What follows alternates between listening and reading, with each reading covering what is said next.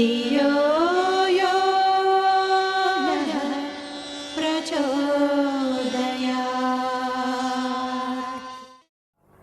ॐ भूर्भुवः स्वः तत्सवितुर्वरेण्यं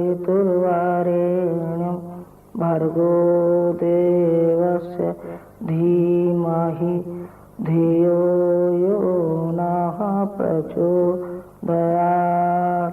हमारे आत्मीय परिजनों, गायत्री मंत्र की शक्ति अपूर्व शक्ति है। इसमें जिस किसी ने भी श्रद्धा के साथ, विश्वास के साथ और निष्ठा के साथ उपासना की है, वो मानव ही नहीं बल्कि देव मानवों की श्रेणी में आ गए, महामानवों की श्रेणी में आ गए, वो देवताओं की श्रेणी में आ गए, ऋषियों की श्रेणी में आ गए और संतों की श्रेणी में आ गए। यदि निष्ठा और श्रद्धा के साथ इसका मनन और उपासना की जाए, हर एक अक्षर में गायत्री के 24 अक्षर होते हैं और 3 उसके चरण होते हैं।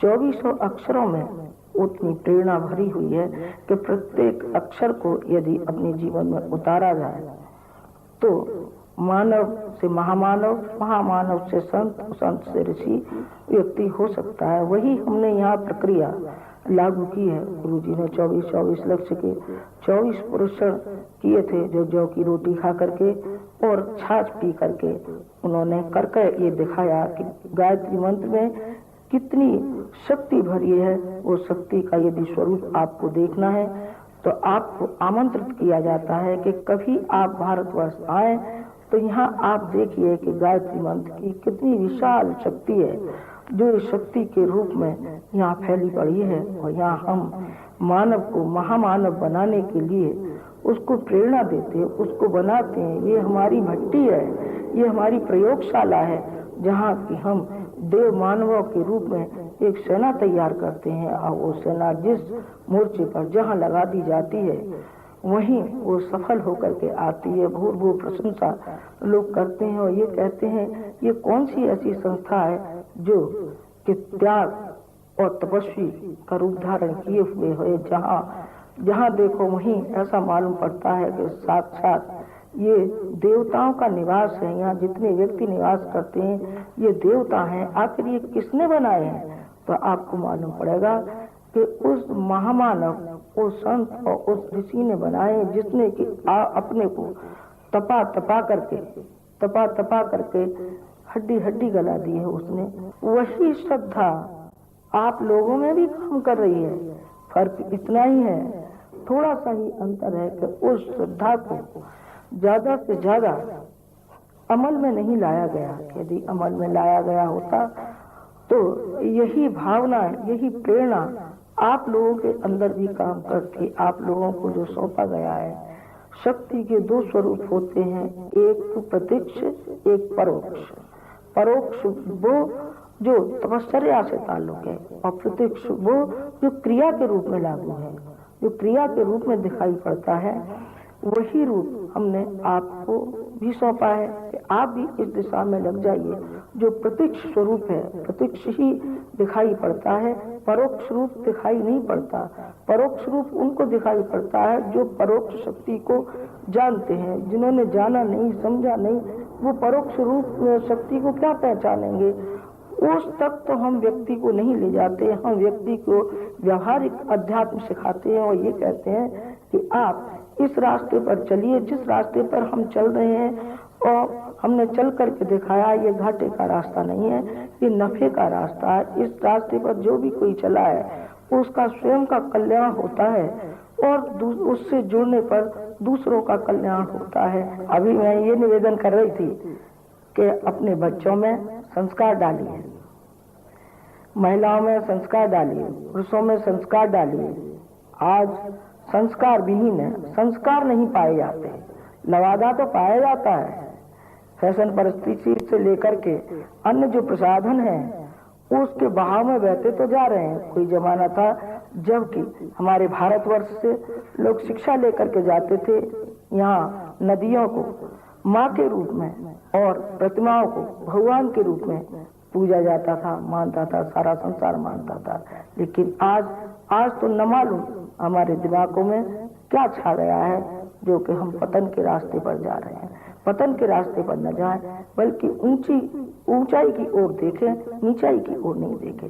यदि नीचाई की ओर देखेंगे तो हम नीचे गिरते हुए चले जाएंगे, और ऊंचाई की तरफ देखेंगे तो हम हिमालय से ऊंचे हो सकते हैं, उन ऊंचाइयों को छू सकते हैं जो आज तक विज्ञान ने भी नहीं छुई थी। विज्ञान जिस तेजी से बढ़ता हुआ चला जा रहा है, आपको मालूम है, एटम बमों से लेकर जो विनाशकारी सामान, जो सरल अंजाम जुटाया जा रहा, आपको मालूम है। लेकिन सहृदयता नहीं है, भावनाएं नहीं है, मिलनसारता नहीं है, प्यार नहीं है, भाई भाई के प्रति और बहन बहन के प्रति, सबके प्रति निष्ठुरता पैदा होती जा रही है, जातिवाद के नाम पर, संप्रदायों के नाम पर, मजहबों के नाम पर। जबकि सारे संसार में जो कौम है वो एक ही कौम है, वो मानवतावादी कौम है। सबके अंदर एक ही खून, एक ही मांस, एक ही मज्जा पैदा हुआ है। फिर एक दूसरे भाई को एक दूसरे भाई से अलग क्यों किया जा रहा है? उसमें एक ही कारण छिपा हुआ मालूम पड़ता है, वो है हमारे दिमागों की विकृति, हमारे दिमाग का चिंतन। हमारे दिमाग में सही चिंतन नहीं आता, हमें एक दूसरे को ऊंचा उठाना नहीं आता। हमको चाहिए, आइए आप और हम मिलकर के ये प्रयास करें कि हम इनको ऊंचा उठाएं, इनको भावनात्मक दृष्टि से ऊंचा उठाएं, इनकी श्रद्धा को परिपक्व करें। इनकी श्रद्धा जब तक परिपक्व नहीं होगी, तब तक यही नरसंहार होता रहेगा और आगे भी होता ही रहेगा। ये रोका कब जाएगा? तब जाएगा तो श्रद्धा उनकी उभारी जाएगी, उनके अंदर उदारता और प्यार जगाया जाएगा, उनके अंदर ये समाया जाएगा, ये कहा जाएगा कि भगवान की शक्ति कहीं है। उस शक्ति को आप पहचानिए। यदि आपने उसका पल्ला पकड़ा है श्रद्धा के साथ, तो वही पार लगाएगा। गायत्री मंत्र की मैंने शुरू में कहा था कि उसी का संबल हम लेकर के चले हैं, और उसी से यहाँ तक इतनी बड़ी मंजिल पार होकर के आए हैं, और वही मंजिल हम सबको दिखाते हैं और ये कहते आए कि आप इसी रास्ते पर चलिए, आपका कल्याण होगा। और समीपवर्ती जो भी आपसे जुड़े हैं उनका भी कल्याण होगा। ऐसे कितने ही व्यक्ति हैं जिनका मैं नाम बताना नहीं चाहती, जो इस मंत्र से कितना उनको लाभ पहुंचा है। मैं यदि नाम गिनाने लगूं तो संभव है एक पूरा ग्रंथ लिख जाएगा, और ये लिख जाएगा कि बता आप खड़ा कर दें कि अमुक व्यक्तियों को इससे क्या क्या लाभ मिला। वो क्यों लाभ मिला? उससे गायत्री मंत्र की शक्ति से, गुरु जी की शक्ति से मिला, क्योंकि उन्होंने सारी जिंदगी अपने को तपाया है, और तपाने के पश्चात जो भी मुंह से कहा है वो सफल होता रहा है। इसमें अहंकार नहीं है, ये नहीं है, सेखी नहीं है, अहंकार नहीं है, बल्कि वो सच्चाई है, वो यथार्थ है कि जो भी कुछ कहा वो सत्य हो जाता। क्यों?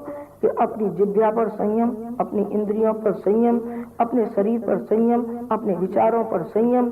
वो सारे विश्व कल्याण के चिंतन में उनको कुछ भी नजर नहीं आता कि घर परिवार कहाँ है।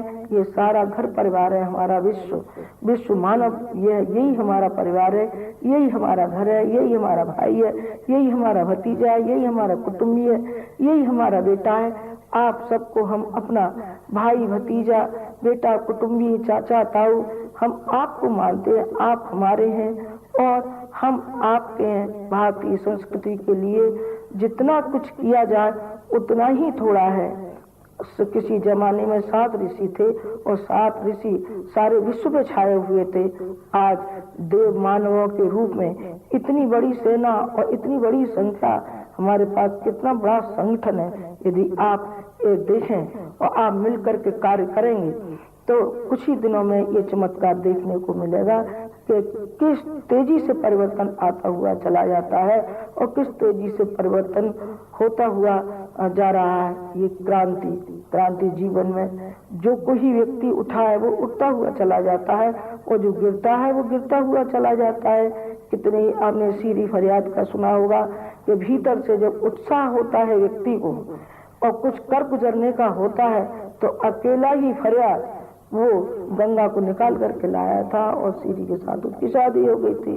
कितने हम आपको उदाहरण सुनाए कि भीतर से जो इच्छा शक्ति होती है व्यक्ति की, तो क्या क्या नहीं बन जाता है। विदेश में एक किरण नाम की एक महिला हुई है, वो नाम मुझे याद नहीं है, जो वो गूंगी भी अंधी भी थी और सुनती भी नहीं थी, लेकिन कितने विषयों में उसने डिलीट किया था कितने ही विषयों में। और उसने जो अंधे होते हैं उनकी ब्रेन लिपि का उसने प्रादुर्भाव किया था, उस महिला ने किया था।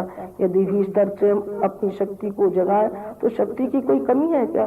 कोई कमी नहीं है। आपके अंदर शक्ति की कमी नहीं, हमको दिखाई पड़ता है कि आपके अंदर कितनी शक्ति, अपार शक्ति भरी पड़ी हुई है, लेकिन उस शक्ति को आप पहचान नहीं पा रहे हैं। उसी शक्ति को जगाने के लिए हमने संकल्प लिया है कि प्रत्येक व्यक्ति की शक्ति, जिसके अंदर इतना खजाना भरा पड़ा है, उस खजाने को फैलाना चाहिए, उसकी शक्ति को जगाना चाहिए, उसको ऊंचा उठाना चाहिए, ताकि वो अपने भी काम में आए और दूसरों के काम में आए, उसका स्वयं विकास हो और दूसरों का भी विकास हो। इन्हीं शब्दों के साथ मैं अपनी बात खत्म करती हूँ। जो भी महानुभाव उपस्थित हैं उनको हमारी हार्दिक शुभकामनाएं। ओम शांति।